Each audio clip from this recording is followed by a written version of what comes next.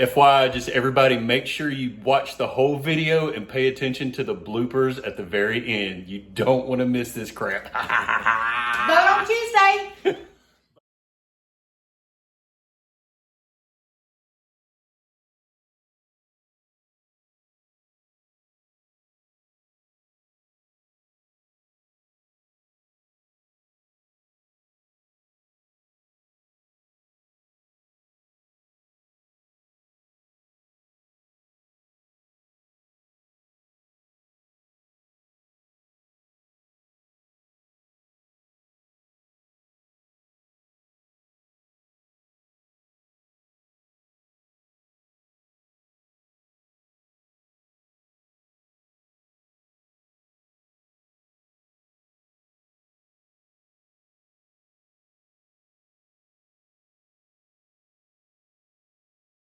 Okay, I'm in the passenger side seat, and I have Anna driving me in this SUV. I'm just nervous. Anna is driving this vehicle. Anna, you're driving me. What do you have to say? I actually got in a vehicle, a moving vehicle, with you behind the wheel. Wow. This is monumental. I was praying, boy. I started praying in tongues. Lord, help me out. All right, you did good. Say, I did good. I did good.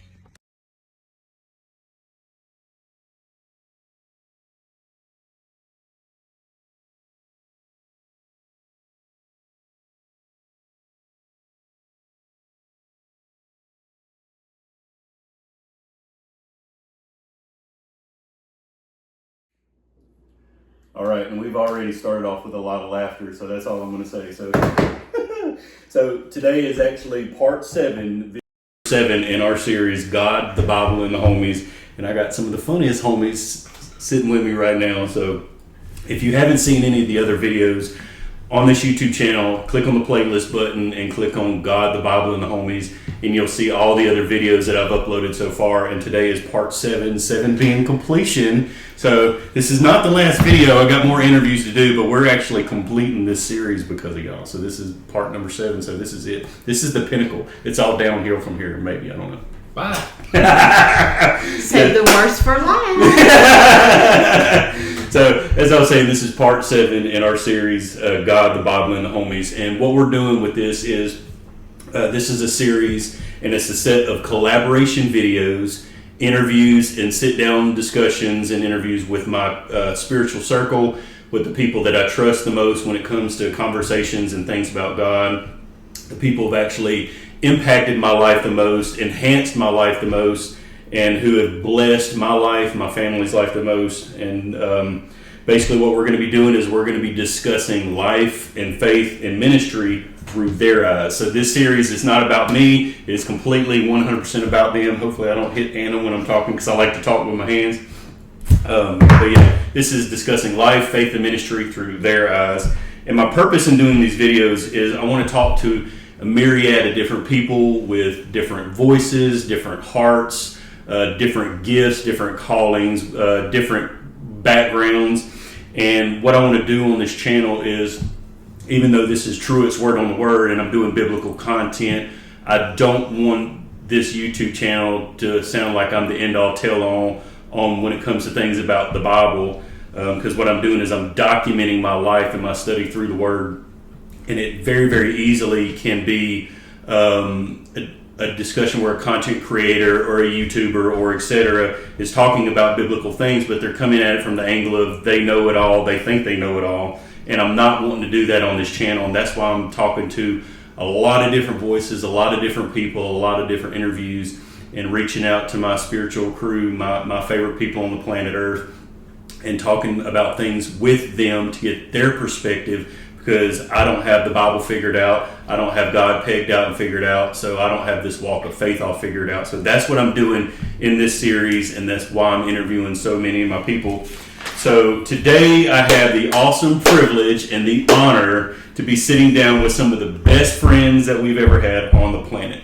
Some of the funnest friends, and also, as a side note, some of the funniest people on the planet. So Y'all are literally the most amazing people. Y'all are the funniest. We have so much fun together. And I'm sitting with the Widner family today. For those, the little amount of people that are going to see this video that don't know them, because I mean, literally, we just been. 2 people are going to watch this. I mean, your mom and his mom. Seriously, and I've said for years, though, seriously, I mean, it doesn't matter. I could go to pick any random church in the state of Alabama. I could go to any restaurant. There's been times where I would be at work talking to people in the workplace setting that don't know my personal life at all, and I would mention them and be like, oh, yeah, we know them. And it's been like that, for the 13, 14 years that I've known them. So, Kim, Al, and Anna, thank y'all for being on the YouTube channel with me today. Thank you for graciously accepting to do this video with me. I had to drag Anna kicking and screaming, but it's all good. But something about them, just on a personal note. So we've had a crap load of fun together over the years. We've actually gone to church together many years ago. We've done ministries together. We've been on vacations together. We've been on cruises together. In recent years, me and my wife Chelsea, we've pushed them and got them into scuba diving with us. So we've been. And he's got me on his shirt. And actually, Al is so cool. I actually got a picture of him on my shirt. So that's who that is. And y'all got me this shirt too. Anyway. So we've been scuba diving together. We've had late night road trips that, it would blow your mind, just the laughter that we had. Another thing that we've done together is Al, several years ago, we played golf, and I played in some night golf tournaments with this dude, and this dude is a hoot on the golf course, and we'll just leave it at that. But my favorite is, in simple terms, we've ate together, we've laughed together, we've cried together, we've done fun stuff together, and we've literally just lived life together. So, and we've prayed together. Yes, we have prayed together. We've had some incredible God moments together over the years, and it's literally been a joy. Basically, to see your life, to see your faith in Jesus, your growth, and your heart for people, it's been encouraging and amazing at the same time. So, in preparation for these videos, what I wanted to do is I actually wanted to come up with a phrase or a sentence or a story or a Bible passage or something to explain in my eyes who the person is that I'm interviewing. So in this case, it would be Kim, Al, and Anna Widner. And who they are in my eyes, my thoughts of them, who they are as a person, who they are as a family, who they are as people, and how I would explain them and their faith of seeing their life in the background, from the outside looking in, and sometimes on the inside looking in. And this is what came to mind. And for me preparing for this video and having this discussion with them about Al, Kim, and Anna and their family, this is what came to mind. God inspired, God led, God carried, God protected, and God helped.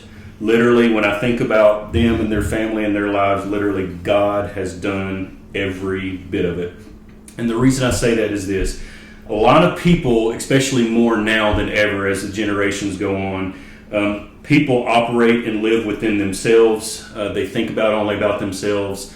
So many people these days, they're selfish, they're greedy, they're literally, their whole life is all about themselves. And I've actually seen the exact opposite from the Widner family over the years.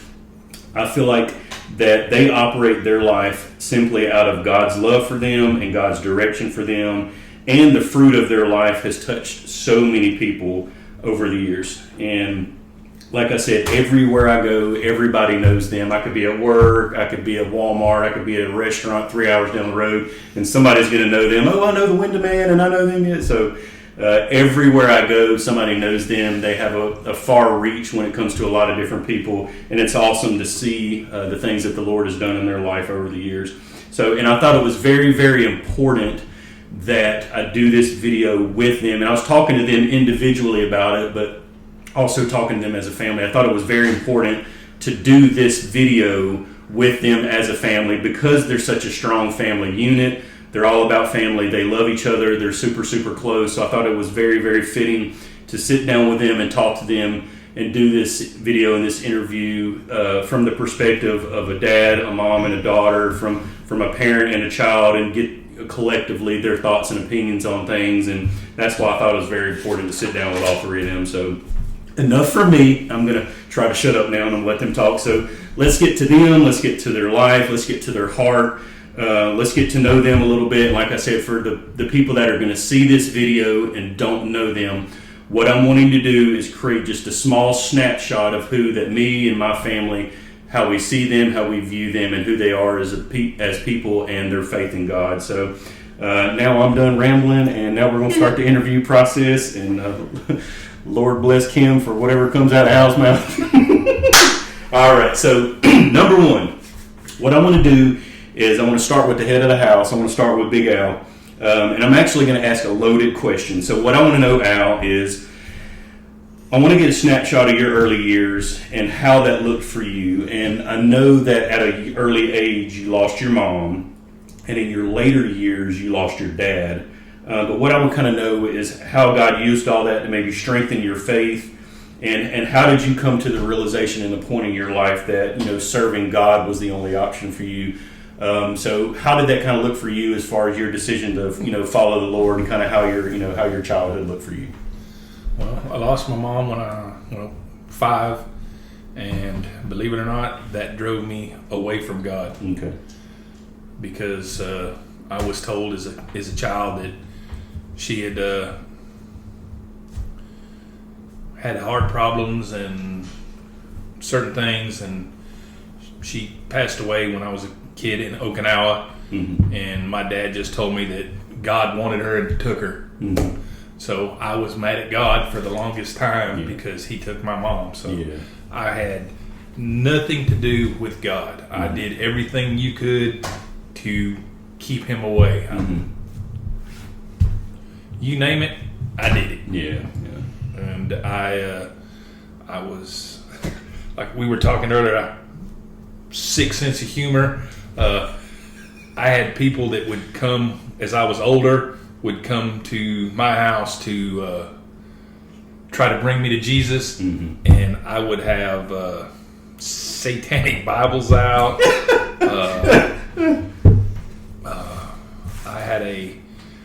I got it from law school, a book of, I don't know what, it was a catalog that listed every demonic book, every, you name it, that was ungodly, it was in that book, and it told you how to get it. Wow. And I kept that on the table, so when people would come over to talk Jesus, that's on there, and it just drove them away. Wow. But it didn't really work that good. So with all that being said, when do you think you had your come to Jesus meeting, so to speak, and, you know, how did that look for you when you finally felt like you wanted to make the decision to follow God? You know, how did that kind of look for you? My wife, Kim, was working H&R Block, and the other ladies that were in there were Pentecostal. So my grandmother, I lived with my grandma for a long time, and she was an old Baptist lady, and I watched Grandma go to church. I got drugged to church a few times with her, but Grandma went to church at 11 o'clock and was home at 10 minutes after 12. And Kim went to church, and I'm thinking, okay, she's gone to church. She tells me, hey, after church, we'll meet for lunch. I'm thinking, cool. 12:30, we'll meet at the restaurant. Mm-hmm. Dun, dun, dun. 1:30 rolls around, and she's still not home. And she comes home, and we had a big argument. I'm like, where have you been? And she's like, I was at church. No, church ends at 12 o'clock. Not Pentecostal church. It didn't end until around 2 o'clock. So, and then I was like, I've got to go see what this is. Because he didn't believe me. You know, I've been to the Baptist church, 3 songs, 20-minute sermon, shake his hand and walk out and go get you some fried chicken. And I guess I take it the Lord met you at that church. Yep. That's awesome. And one thing I want to note about Al is, one thing I've noticed about Al over the years is that he literally carries and has a simple, secure, and rock solid faith in Jesus that to me is such a rarity. And in a day and age where most people, and I don't use that term lightly, a lot of people that I know that I grew up with and I know present day or in the past, religious people, church people, spiritual people, they're so flaky, they're so wishy-washy, they're literally all over the place, they're all over the page. Something I've seen with Al, as you could probably pick up from his conversation, is, he believes in God, he trusts God, God met him, God saved his life, and boom, that's it. That's kind of that simple, hardcore, God is good, God is love, God saved me, end of story. Nobody is going to veer him from that, and that's one thing I picked up from him over the years, and it's literally that solid foundation, and there's no swaying him in his faith. So that's something that I've noticed about him that's just amazing, and I've seen it consistently for the past 13, 14 years that we've known them. Just he's so solid in his faith, and nothing's going to change his mind. So what I want to do next is we'll start. Except her, she can change my mind. I mean, that's a good thing, though. I mean, that's a little biblical. So that's a different video for a different day. All right. So question number 2. So Kim. So what I want to do is I want to get a snapshot into your early years, and the reason I ask that is, did you grow up in church or not? Did you grow up around the things of God or not? Did you grow up around faith in Jesus being a thing or not? And not knowing years later God would use you to help save your husband. So how did your early years look like for you in that regards? My early years, the best way I can describe my early years, if you've seen the movie The Shack, Mm-hmm. and you remember how God kind of was depicted as the grandma, Mm-hmm. that was my grandmother. Okay. That's a perfect vision of who my grandmother was. Just very solid in her faith. Everything that came out of her mouth would try to reflect to the love of Christ. As far as my parents, I don't remember my parents going to church when I was little, but they did put me on the church bus. So they didn't go, but I got put on the church bus. And so early years, like really early years, like primary elementary years, my parents put me on the church bus, went to church. I do remember the first time I really have a real recollection of my parents being at church with me was when I got baptized. And that's the first time I ever seen my dad cry. Awesome. Was that particular day. And then Not to interrupt, but how old were you roughly at that time? like 8 to 10, Okay, right into okay. that age. Okay. But as far as going to church, as a family unit, that being a priority to be involved in church, I didn't grow up with that. Mm-hmm. I didn't grow up with that, and as I got older, because that wasn't a priority, I kind of did like what or most typical teenagers and people do. You just veer out to the world and So you're not try perfect. to find your way. So you're not perfect. No, This whole time I thought you was. He said you was. So. kind of cool. I'm succeeding. I got that. And she can change his mind, so he already admitted that. So next thing I want to do is, now I'm going to go to Anna. All right. So got a snapshot into your mom and dad's early years. So as far as you are concerned, you grew up in a Christian home. And as long as I've known your parents are just good, Christian, godly people. So how was it for you growing up in a Christian home, growing up with parents that not only took you to church, went to church, but not just talked about Jesus, but actually lived him out in the process? Because your mom briefly touched on, she didn't have that really rock steady church God foundation when she was younger. So how did that look like for you, having that solid foundation growing up? Grew up Church of God from little to now, so I've always, every Sunday or Wednesday was in church service. Awesome. And then had good Sunday school teachers, and then living it at home, it was very easy from an early age to depict what I thought was right versus wrong. That's awesome. So your mom and dad literally gave you a clear example, Bible, unbiblical, godly, ungodly, following God, not following God. They gave you a clear example. And for me, that is literally, for me, the most important thing. Do you think because your parents did what they did and they served the Lord and they mirrored that in front of you, do you think that's probably the backbone of your faith, if I could put it that way? That's probably it. That's awesome. That's awesome. So let's go back to Al. So I'm trying to hit the whole family. This is going to be a revolving door that's never going to close. This video is going to go on and on. Anyway, I'm just kidding. I'm driving Hannah nuts over here.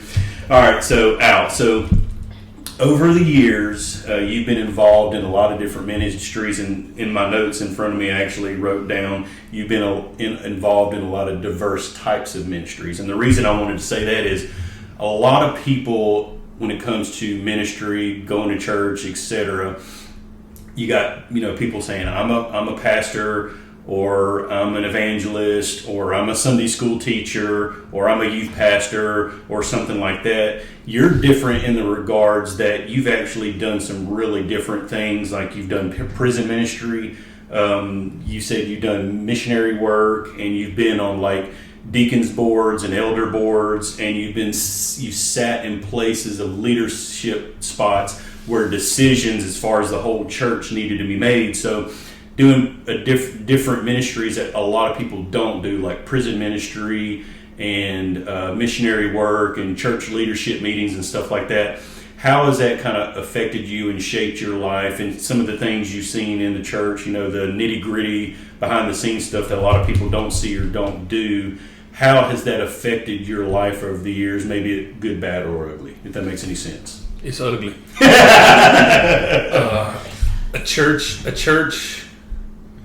it's a business. Mm-hmm. And what most people don't understand, that it takes money to run a business, so you've got to raise money, you've got to spend money on things, and that's not a godly thing. Mm-hmm. So it's not the best place. It's something I think every Christian should have to deal with it, so they have a concept to understand what really goes on at church, behind the doors, to see what has to be done to keep it going. Mm-hmm. But that's an awesome thought I've never thought of. So do you think people's perspective, if they actually got involved in some of that behind the scenes stuff, their perspective on serving God, serving people, being a Christian, do you think it would change in that regards? Because instead of just going to church Sunday morning, Wednesday night, if that, do you think that would literally change people's lives, I guess? yeah, Gotcha. because of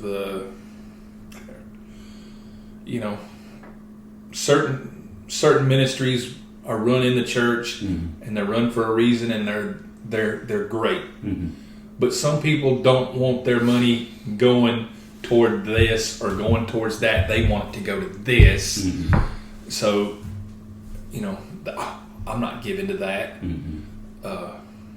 I was taught by several different people, it don't matter. God tells you to give. True. You give it, and where He puts it is where it's supposed to go. Yeah. Whether you like it or not, it's His house. Yeah, and that's what I meant by He's so just steady, just solid. This is what the Bible says. This is what God wants. Just do it and be done with it. I think that kind of heart is so crucial that people need. So another thing mentioned about you doing missionary work and prison ministry and stuff like that. Could you elaborate a little bit on that right there? Missionary, went to Uganda a couple times and helped out with orphanages and schools. It was a great thing. Found out it was better just to send money to certain people, because it cost a lot of money to go over there, but there's people there that live, so we just send them money to make sure that things are taken care of. That's awesome. That's awesome. And then in prison ministry, that's my thing. Yeah, and you've been because doing... it's diverse. It's a whole bunch of different denominations, but all they want to talk about is the love of Jesus. That's awesome. it. That's it. And it's great to get together with different people that have different looks on life. Mm-hmm. And you've done prison ministry for roughly how long? Like 20-something years? No.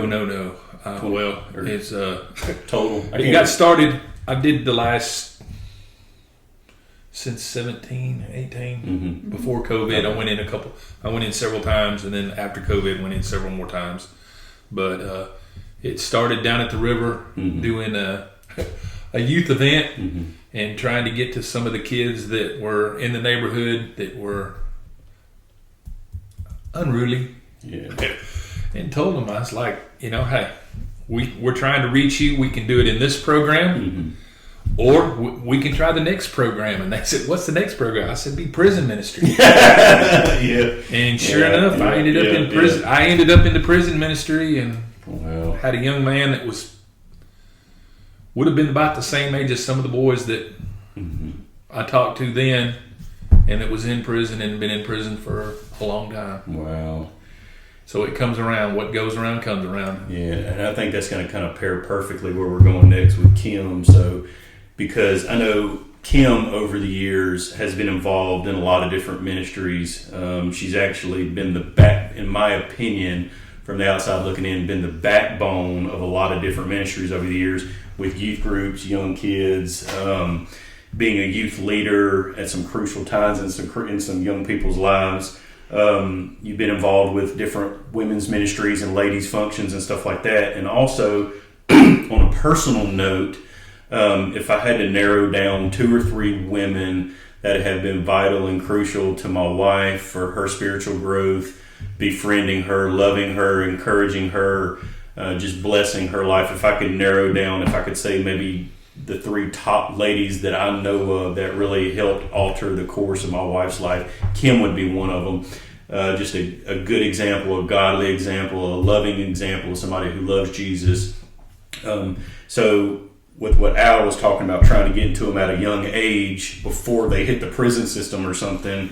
So with you being in youth ministry and ladies ministry, and another ministry we've done, and I'll be quiet after this one, is something that me and Kim have done personally together many, many years ago for a number of years. It was actually called Prayer and Healing Rooms. And what we did was, in a nutshell, we would have, on the nights we didn't have Sunday night service, we would go to the church, me, Kim, and a few other friends, and we'd go up to the church, and people from our church, people from other churches, and even strangers off the street, people that probably didn't know Jesus, that didn't go to church anywhere, they were literally off the street, walk into the door, asking for prayer, asking for healing, and literally just seeking help of all different kinds. So Kim, with you having those opportunities that God's kind of led you down and you've walked through over the many, many years of being a Christian, how has those ministry opportunities, how has it kind of looked for you, and kind of you ministering to other people and maybe God ministering to you at the same time? So how does give us a snapshot of kind of how that looked for you? Yeah. Prayer and healing rooms. I think I was making fun of Al earlier when he was giving his little testimony about, God setting him up, and I go, dun, dun, dun. But I think God does that in all of our lives. Prayer and healing rooms, my faith grew more there than any aspect of my life, because it was just a place that we got to see answered prayer. Sometimes immediately, sometimes it could be days or weeks or months down the road.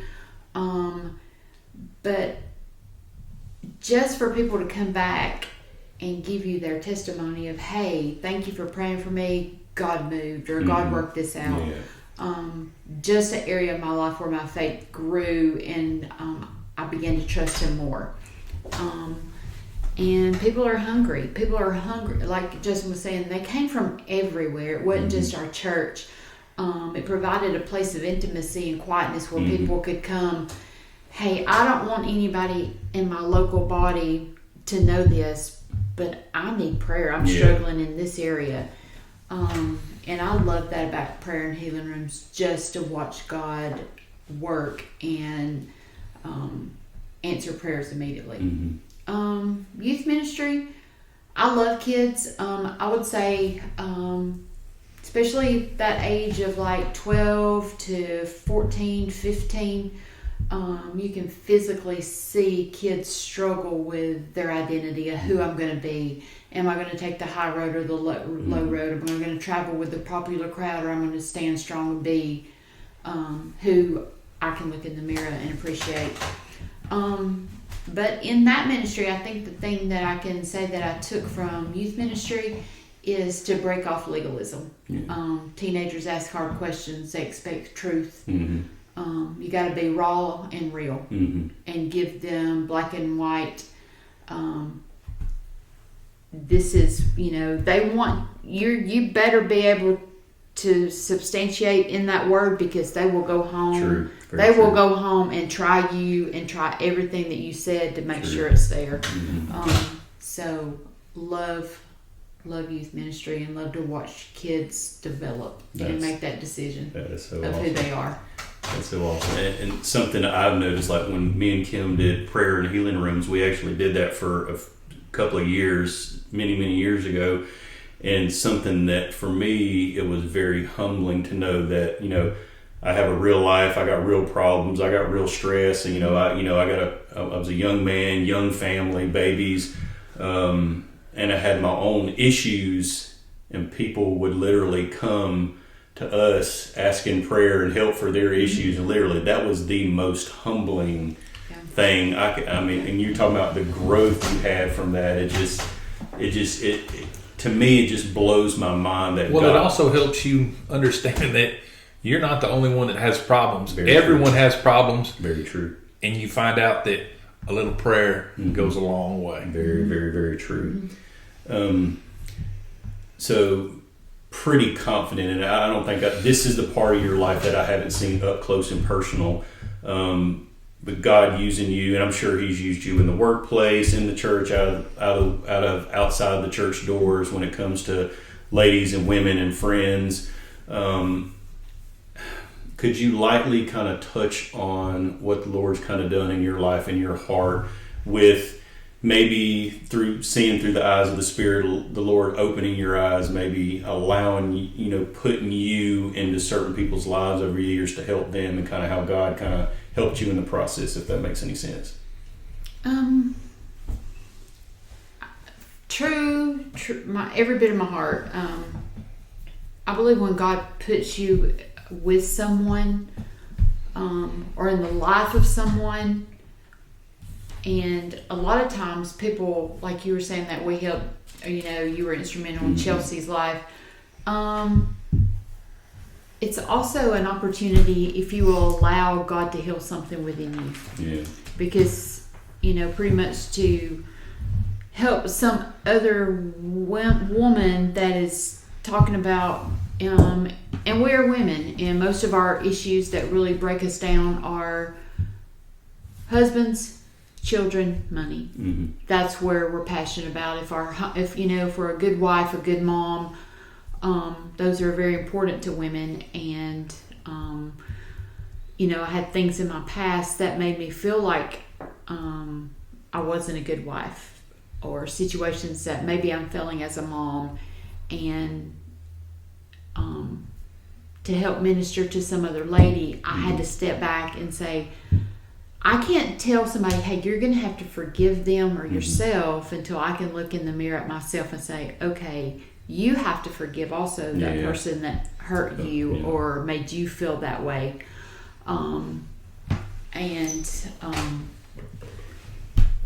So helping other women has been very instrumental, because it's helped me heal and get to a point. Wow, that's awesome. I had just shared with, and she actually had messaged me back. Let me find my message. I had messaged her, and this is coming full circle because I know she'll go back and watch this video. God had put me on Psalm 66, 10 and 12. And that's the whole story where the dad took the little boy. He was demon possessed, and part of what he said was over and over he had been thrown into the fire. Mm-hmm. And after you've been thrown into the fire so many times, and God just, I was reading that, and like you go through the thing about where Jesus heals him, and that's supposed to be the big highlight of that whole little story. I could not get past the part of over and over he had been thrown into the fire. Mm-hmm. That had to cause scars. Yeah. That had to just continually to cause, over and over. And so I had shared with her, I'm like, I'm hung up right here. What does this mean? Where, and God's just had me in this growing and this molding spot, and I got focused on my scars instead of the person that could heal that, that could change that. True. And that's what I think women's ministry is for me, is an opportunity, one, for us to heal our own scars, or to allow God to heal those scars and help someone begin to see God's light to heal their own. That is so awesome. That's amazing. So now what I want to do, I'll go back to Anna and save the best for last. Hey.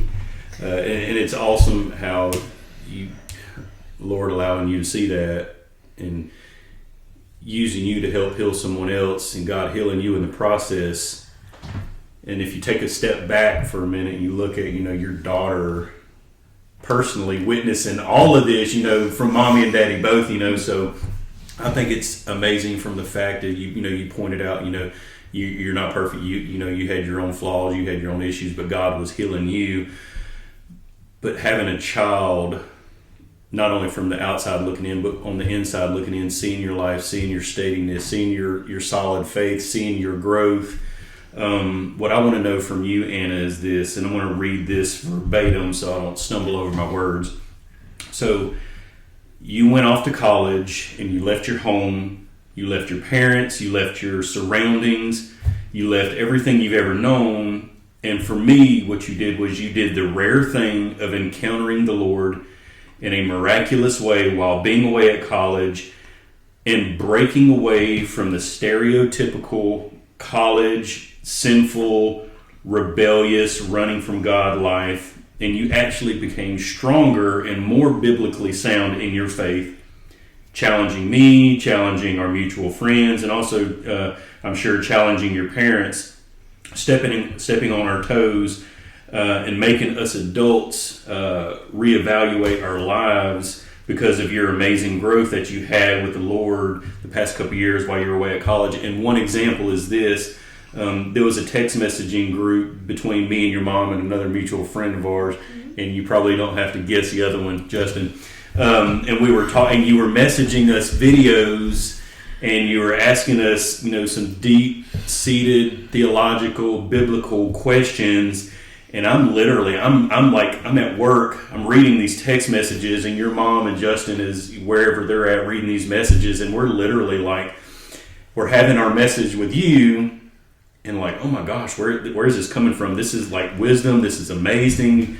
She's really pricking our hearts. So then me and without you in a different message, we would be texting each other how do you answer this? Literally, how do you answer this? God's bringing her down to college, and you're just... Who is this? Literally, who is this young little girl we've known for so long? Now she's just blossomed into this, this awesome, powerful woman of God. She's learning about God and, just really stepping on our toes. And it's been very, very, very encouraging. So what I want to know from your perspective, how did that look like for you, leaving the home, leaving the roost, leaving mommy and daddy, and going to college to get a good education, but, also meeting the Lord a lot more strongly and profoundly in the process. So kind of how did that, look for you? Well, it was the whole thing, Sunday morning, you got to be at church. So it's okay, what church does everyone go to? And it was ACC. So went and I guess growing up around here, you get this very typical Southern preaching type of mentality. And then you go to a big city and it's very theological, and they have degrees in this stuff.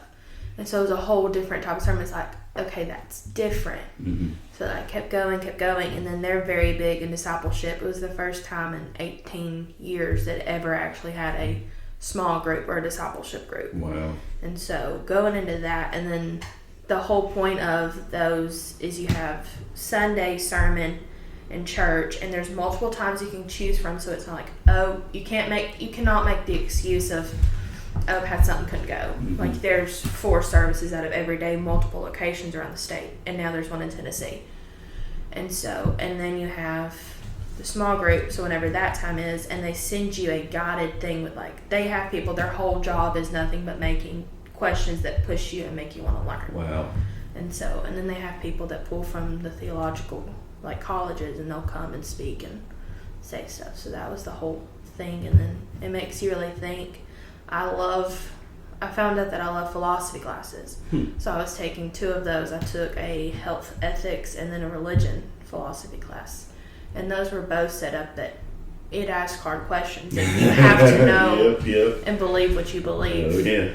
And that makes you think. So I say that stemmed it. And then the moving home, like where we are now, there isn't discipleship classes, but I go to CR on Tuesdays, and it does still push you because, That's I grew awesome. up in the church. I didn't have to get crazy, go off, do something crazy, end up in jail or on drugs or drunk, addicted to something. And so going to that every week, you actually see people that have pushed and where they come from. Like one that I'm friends with on Facebook posted this morning his picture from a year ago, strung out, messed up, and then this morning he was front row, clean, Awesome. completely different. That's awesome. And so I would say that pushes me now. Yeah, that is so cool because I was thinking about it, and I can't remember if I mentioned it to your mom and dad, but I look at it from the point that when I was your age, I knew I had God's call in my life, and what that looked like, I didn't have a clue. But like Al, I turned around and ran the other way.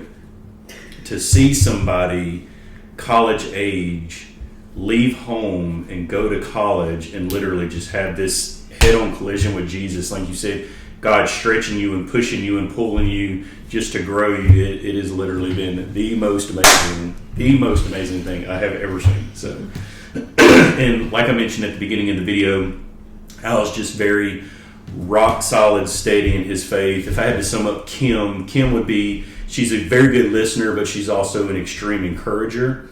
And then with Al being solid in his faith, Kim being an encourager, and then Anna coming up behind them. The Bible talks about, Paul wrote, follow me as I follow Christ, that example.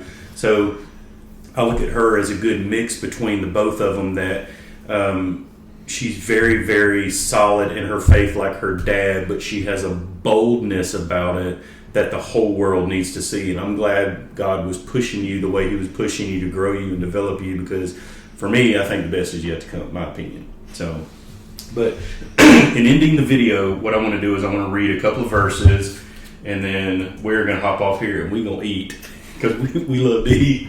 I want to read Philippians chapter 1, and I'm going to read verses 3 through 6 and 9 through 11. So Philippians 1, 3 through 6, and then 9 through 11. And it says, I thank my God every time I remember you in all my prayers for all of you. I always pray with joy because of your partnership in the gospel from the first day until now, being confident of this, that he who began a good work in you will carry it on to completion until the day of Jesus Christ. And this is my prayer, that your love may abound more and more in knowledge and in depth of insight, so that you may be able to discern what is best and may be pure and blameless till the day of Christ, filled with the fruit of righteousness that comes through Jesus Christ to the glory and the praise of God. And I read all of that to say that the things that God has done in y'all's lives over the years, that he will, what he started, he will complete. And it's also to bring in that completion, he's actually going to give you the ability to grow more knowledge, to grow more in your depth and insight of him, and you will be able to be, discern him. You will be pure and blameless in his sight. So to me, that is the end result of your life, your heart. And I just appreciate y'all more than anything. So what I want to do, ending real quick, Kim, ending the video, is there any if I asked you for like a little nugget of wisdom, just something you've learned from the Lord, following the Lord all these years, the things you've learned, the things you've done, and He's done in your heart, done in your family, done in your life, what would you leave us with, the people that would be watching this video? What would I leave you with? Yes. I'm still hung up in Mark 9, that little story 9, verse 22 about being thrown in the fire. And I think that's where I have been versus where I have grown, through the past few years. I got to the place where I was focused on my scars and not the end of the story, which was Jesus himself. Where before I tried to walk keeping my eyes on Christ, and that's what I just encourage everybody to do. Keep your eyes on Christ, stay grounded in the Word, learn to get the theology, like Anna was saying, get the theology part of the Word, because that's going to be the foundation and keep you from stumbling. And just be moldable. Just be moldable, willing to say I'm sorry and let Christ do the rest. Bingo. You had something you want to say, dude? Well, go for it. It's just a little bit of my testimony. When I got saved, I can't remember who got me a Bible cover, but it was the Jabez prayer. Well, if you know Jabez prayer, I can never remember I can't even read now. It's Chronicles 4:10. Yeah, there you go. Okay. Well, on one of my trips to Africa, I had to fill out a form on the plane to, address and all that stuff, and why are you coming? And it dawned on me. After we got saved and turned our life around and gave our life to the Lord, He blessed us abundantly. Well, if you know 410, that's my address. Wow, I did not know that. And We had prayed that prayer for a year. Wow. for 2 years. Wow. So our address is Stony Mountain. Where do you build your house? On the stone, on the rock. Wow. So- wow. We built our house on the rock. Dude, And that's so awesome. We don't know how the number comes, because it's when the lady said she don't know what happened. We got the 410. It wasn't supposed to be 410. It was supposed to be another number. Yeah. But that, and when we built our house, when we did build it, we built it on the Word, because in the foundation, That's awesome. we stuck a Bible. Wow. So we've built our house, and our house has stayed that way. It's been on the Word, and that's something I never knew, and I think it's awesome. So when I started off the video, I talked about the thing that to me that has stuck out the most with them in their life, and how I view them as God carried, God breathed, God led, God protected, God's done it all. To me, that's just 100% confirmation of that. So thank you for sharing your testimony. Thank you for sharing a little bit of your heart. All I wanted to do with this video is get a snapshot into who y'all are and God's goodness in your life. So Polaroid. Kim is a Polaroid picture, but as usual, I would usually say this part in the video. This is my take on that, but this is actually Kim and Al and Anna's take on that. This is the Widner's take on that, and this is Truett's word on the Word. And just take it from them. Just as Kim said, be moldable, follow Jesus, and don't focus on the bad. Focus on Him, because I feel like that is where the greatest growth will come from. And this is Truett's word on the Word, and we will see y'all on the next one. Peace.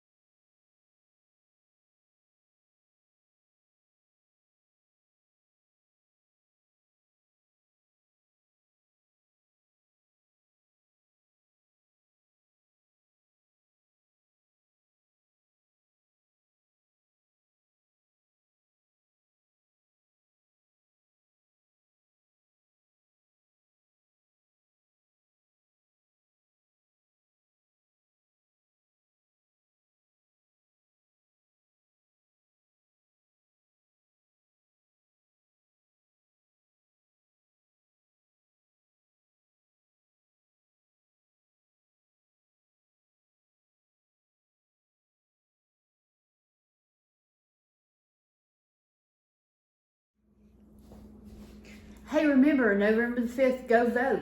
Vote for Kamala to end Dramala so we can wear our pajamas. Go vote. La la la la la. La la la la la. La la la la la la la. Do do do do do. Oh, Trump. And that is why they are my friends. They're crazy. They're crazy. They're crazy. Now we're live. Go for All it. right, we're live. Al, start us off. Ramble away, dude. Just ramble, talk, joke, dad jokes, talk about farts and hearts, whatever you want to do, so I can hear how it sounds. I should not have told him that story. Oh, yes. Yes, you should have. You're supposed to be rambling for 30 All right. seconds. Just look at the phone and ramble. I'm speechless at this moment. It's a rarity. I know you're all expecting me to just babble, and I'm Babble like Babylon. Hashtag. babbling. I've got some things in my mind to say, and yes, you will be in trouble. All right, Kim, go for I'm it. going to tell it all. I need to recuse myself right now. This is an intervention. Yeah, this may be an intervention. I need to recuse myself right now from this conversation. And if it does make Al stop babbling, we're buying a microphone and a circle camera. Plead the fifth. Anything else you want to say, Kim? No. Are you- I'm like getting flushed and sweating, having a little nervous. Cardiac arrest. Yeah. Because you don't know what's going to come out of his mouth. But that's every day, though. That's my fear every day, You every should, moment. but you should be used to it. 30 years, you should be used to it. Yes. All right, go ahead. I plead the fifth. Welcome to the Today Show, live from New York What did you City. say, Olivia? Hi. Olivia, who? Olivia Benson. Yeah, I knew that. But you were talking about the other people. I don't really know them. Welcome to the Today Show. The Today Show. This is Hoda. Anchors of the Today Show. This is Hoda. I'm and we, Jenna. and we are interviewing Miss Olivia Benson today. Oh, I just said I was Jenna. We're having an identity crisis. Ramble for a couple seconds, dude. Glory to God right now. I just want everyone out there in Radio Land to be blessed and healed in the name of Jesus. Mic check. Once again, I'm recusing myself. Hey, Olivia Benson, let's go. SVU. What you got? Nothing after that. All my friends out there in Radio Land. Fun. All right. Pray for the female Widners. Check. 1 2 1 2. Check. 3 4 3 4. Check, Nobody check, uses check. those numbers. All right. Peace out.